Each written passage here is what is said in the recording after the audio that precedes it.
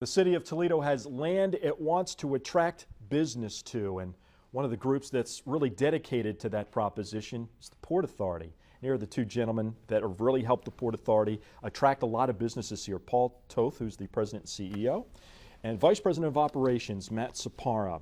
Let's talk about it's now the Overland Industrial Park. We know it colloquially as the Jeep Willys Park, the old Jeep Park. Paul, there's some movement there. There is. We're so pleased at where we're at to date. We've purchased the property back in 2010, and 2 years later, we've completed the environmental remediation. We've removed 100+ years of foundations and tunnels and utilities on the site, and now we're in place putting roads, water, sewer, and we'll start seeing some vertical construction in the form of a building here later this summer. It's 111 acres. How important, I think it's a 1,500-foot roadway you're building. How important is that roadway? What does that signify? Well, I mean, in order to build an industrial park, you have to be able to put the investment in and get the park ready for developers to come in and build. And so it's the linchpin to being able to be successful in developing it and attracting jobs into the community. And so, you know, what we're seeing is it doesn't look like this now, does it? It doesn't. It's a lot easier to bring a potential customer out there that's come to Toledo that's looking for a site to build something. It's a lot easier to take them out there when you got a brand new road and they can see it versus just a big open space. So I think it's critically important for us. Matt, I hesitate to call that an eyesore, but that was 111 acres of an eyesore that is just located perfectly for the sorts of development you're looking to attract, isn't it? Go ahead. What's going on right now is just incredible. And to Paul's point, what we're really seeing is now that we have these improvements made, the roads going in, the water, sewer lines, utilities are being put in. Now we've actually have our first commitment out there. Airgas is committed to the site. So these are really exciting times for us. And you know, it's critically important to have these shovel-ready sites to service a lot of these business models that we're seeing, not only existing in the community, but also that are coming to the community from a job attraction standpoint. If you want to knock over the dominoes, you have to set up the first one. Yeah. That helps you get the second and the third and the fourth. So this will start a momentum, you believe, the Airgas. It certainly will. Airgas is going to be the first building out there. The second one is going to be a spec building that the Port Authority is working on with the Harmon Family Development Corporation. So we have a very good idea of what the two first buildings are going to look like, and we're very optimistic that once those buildings begin construction, we continue with infrastructure development, that the rest of the site will be built out hopefully in the near future. And Paul, just so people know, what does Airgas do, and how does that fit into the overall industrial design of what you'd like to attract on this site? Well, I mean, our goal, you know, we've had people suggest that we put a super Walmart out there or some sort of a big box retail, and that site's not the place for that. We're looking for companies that are industrial, that can build on our manufacturing heritage here. We're proud of that, and so Airgas is a company that basically supplies industrial gases, acetylene and things that you use for manufacturing, and so we think it fits beautifully for what we want to project the Overland Industrial Park to be. It's near rail. It's right on 75 if you want to go north or south in America.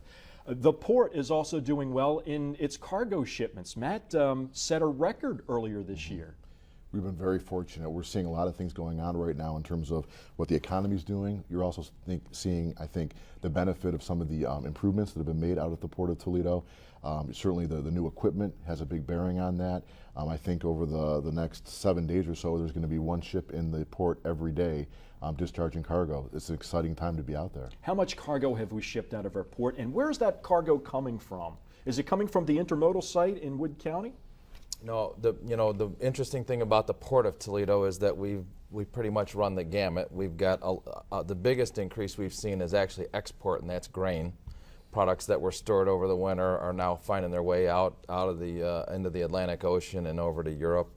On the inbound side, we're seeing a lot of iron ore. We're seeing, Matt mentioned, we've got 6 or 7 ships coming in the course of over 7 days, and we've got everything from stone for scrubber stone for power plants to pig iron for probably for North Star Steel. So this is kind of what's driving our economy, and it's a good sign. When we're busy, that means the economy's on the rise. So it really doesn't have much to do then with the intermodal site down in Wood County, which is just doing gangbusters. Yeah. That's what intermodals are designed to do. I don't know if it's technically the Ironville Marine Terminal, Matt, a an intermodal site, but you are building a facility out there, $18 million over the next 5 years, I believe, something along that time frame. 3 phases. Where are we in the development of Ironville Marine Terminal? Ironically, the staff will be taking the last portion of that redevelopment effort to the board this month. That's the development of a warehouse. As you point out, there's about $18.5 million that have been invested out there on the site. All the improvements will be made by December of 2013. Ironically, much sooner than we anticipated. When the Port Authority purchased that property, we had discussions about there being about a 10-year time window in how we develop the property, so we're way ahead of schedule. And that's in large part to a lot of factors.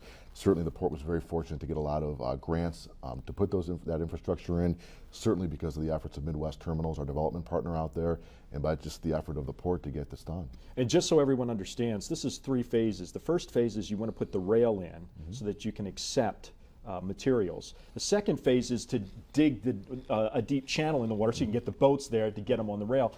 And then the third phase is to create sort of a delivery system out there, the manufacturing and then the delivery system. So you're going to bring it in, create something, and then ship it out.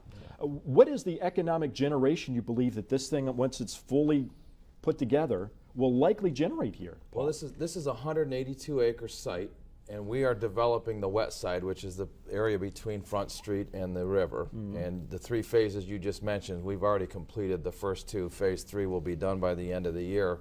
I will tell you that we have attracted, we're actively pursuing 2 large projects for the dry side of this, which frankly wouldn't have been capable without the investment on the wet side. And whether or not they land in Toledo or not is yet to be seen, but firmly believe that by middle of 2014 we will have lots of jobs and lots of commerce moving through that side of our port. Frankly, our existing port operations, with the volume of products we've got coming in, we're maxed out. This property, this development could not have come at a better time. Seemed like all the stars aligned, and the team came together, and it's going to be great for Northwest Ohio. We haven't talked much about air, but in less than a minute we have, Matt. What's happening over at the airport? There's actually a lot of things going on right now at the airport, and we just had this discussion at our airport committee meeting this morning. All of our hangars are full now, which is exciting. We remain challenged by the air passenger side of things, but yet the numbers are still 22% up compared of May of 2013 to May of 2012. So things are going well. The Port Authority continues to market the asset in hopes of driving additional passenger service. BX Solutions, as you well know, is out there operating, and they're doing well too.